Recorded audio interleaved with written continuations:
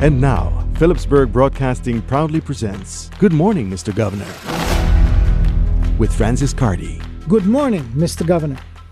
The strength of this island's future is in its people's integrity. When the U.S. presidential candidate, Cory Booker, said, "The power of the people is always greater than the people in power," I began to wonder why we as residents in a small tourism-based economy cannot use our numbers to turn our economy around.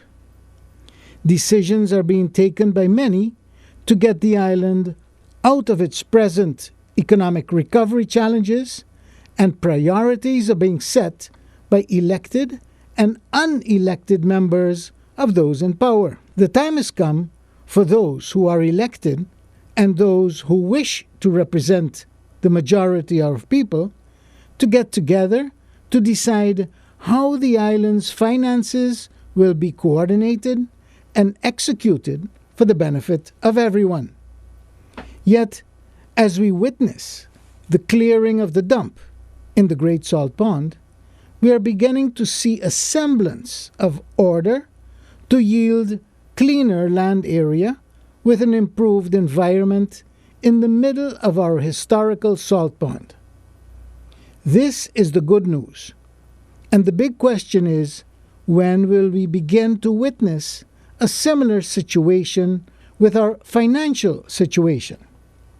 When will we allow our businesses to generate income that will enable our government to yield more taxes and eventual realization of the many plans that were placed on the back burner until our economic recovery period is over? It is the general attitude that the Dutch are not being fair with its plans for St. Maarten and its economic future. But when you know the historical relations between St. Maarten and the Netherlands, we are not surprised. St. Maarten has always used its people's ingenuity to move the island's economy forward. Therefore, it would be to everyone's advantage to be less secretive and more open-minded to help us achieve our economic development objectives.